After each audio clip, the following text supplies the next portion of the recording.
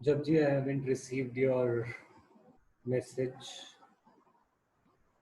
So you're going to new waiting room.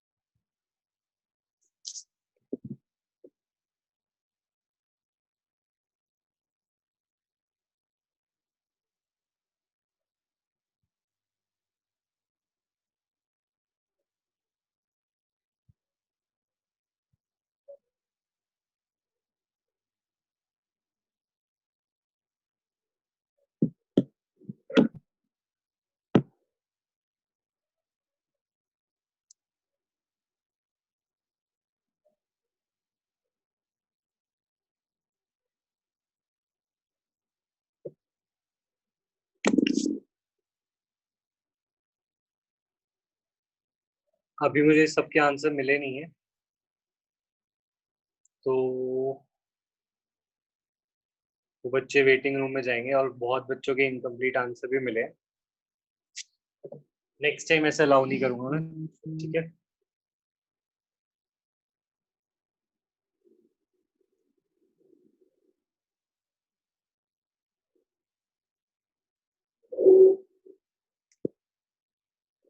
अच्छा,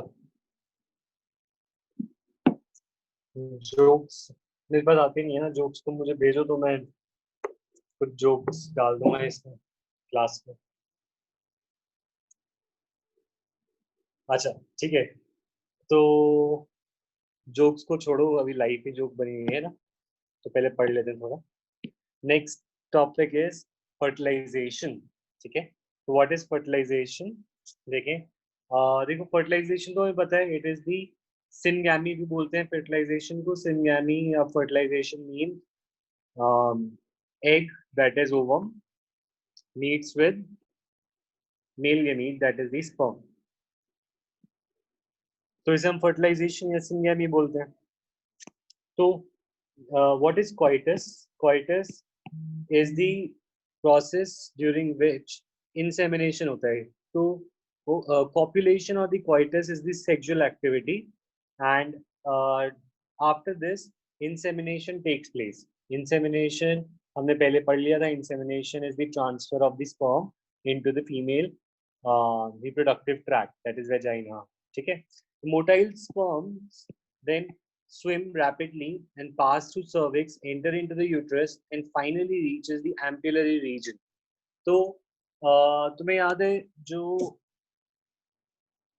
fallopian tube थी उसके ऊपर फिम्ब्रे थे, फिम्ब्रे के बाद there were other regions, isthmus, ठीक है, एटसेट्रा। तो सबसे पहले हमारा रीजन था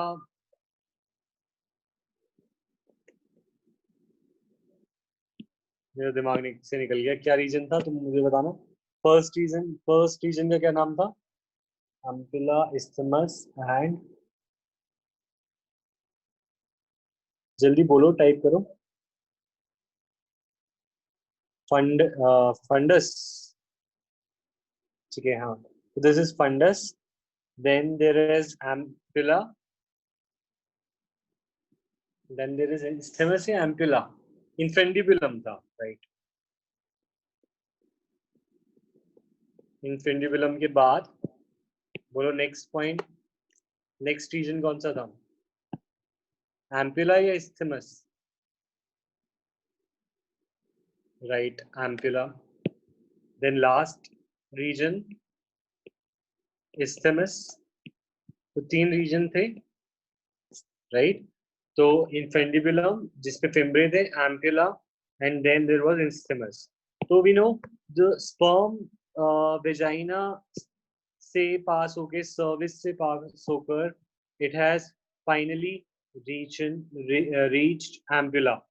एम्पुला में ये रीच करता है, एंड इसी दौरान the egg is coming, and in the ampulla region fertilization takes place. That means egg is fertilized in the ampullary region of the fallopian tube. ठीक है, इतना मुश्किल नहीं है ये समझना। अब जब फर्टिलाइजेशन हो जाए तो zygote will form, right. This will lead to formation of zygote, and zygote की फॉर्मेशन के बाद zygote will then move to the uterus, and uterus में it when it reaches the uterus, it is also dividing side by side, so it also keeps on dividing. zygote single cell होता है, zygote के बाद embryo जो होता है, embryo development में embryo multicellular stage होती है। later on this embryo gets implanted in the endometrial lining. endometrial lining में it gets implanted. So this phenomena is known as implantation. तो हम 2 phenomena को डिटेल में पढ़ने वाले हैं। First fertilization and then there is implantation, ठीक है। तो नेक्स्ट अब हम बात कर रहे हैं फर्टिलाइजेशन कहाँ पे अगर करता है। और एक चीज इसमें ये याद रखनी है that the ovum and the sperms must be transported simultaneously. दोनों simultaneously पहुंचने चाहिए to the ampullary region. Okay, this is the reason why not all copulation leads to pregnancy. Very important line है ये कि not all the copulation leads to pregnancy. Why? क्योंकि fertilization होना चाहिए ampullary region में। अगर वो इस्थमस में हुआ तो भी वो लेट हो जाएगा फर्टिलाइजेशन, उसके बाद हुआ तब भी फर्टिलाइजेशन लेट हो जाएगा। तो फर्टिलाइजेशन का best place, best timing is the ampulla, when the ovum reaches the ampulla. तो अगर वो यहाँ पे फर्टिलाइज नहीं होता तो chances of fertilization and implantation are low. तो इसके लिए not all copulation, not all insemination activity जो होती है, it does not always lead to pregnancy. ये important question है, ठीक है। तो they must reach at the same time.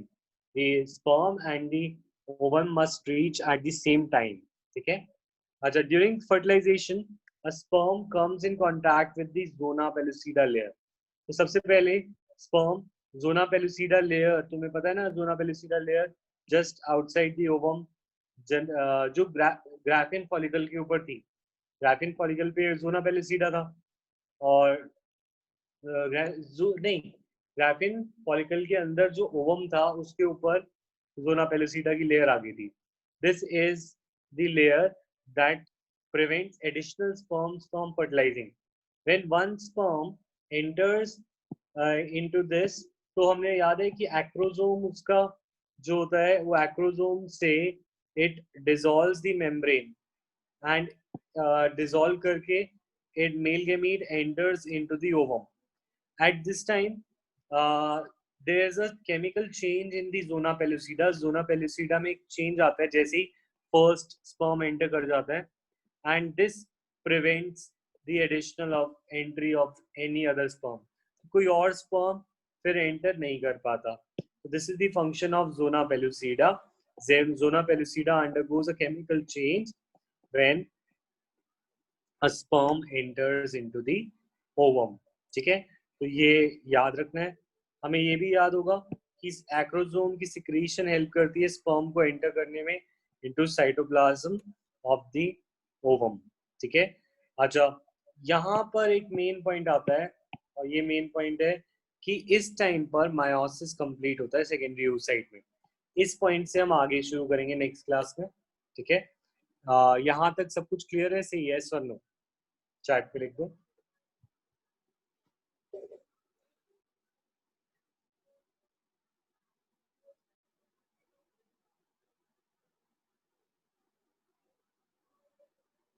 ठीक है, तो नेक्स्ट टाइम से जो भी मैं क्वेश्चन दूंगा वो प्रॉपर आंसर आने चाहिए और मीटिंग्स के बीच में आने चाहिए टाइम पे.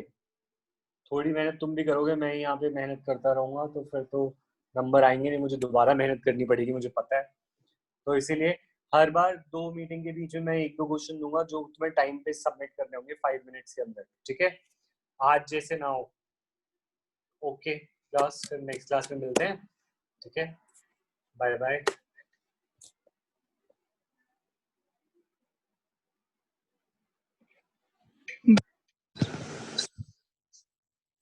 क्या हो गया? बढ़िया सी आ रही थी.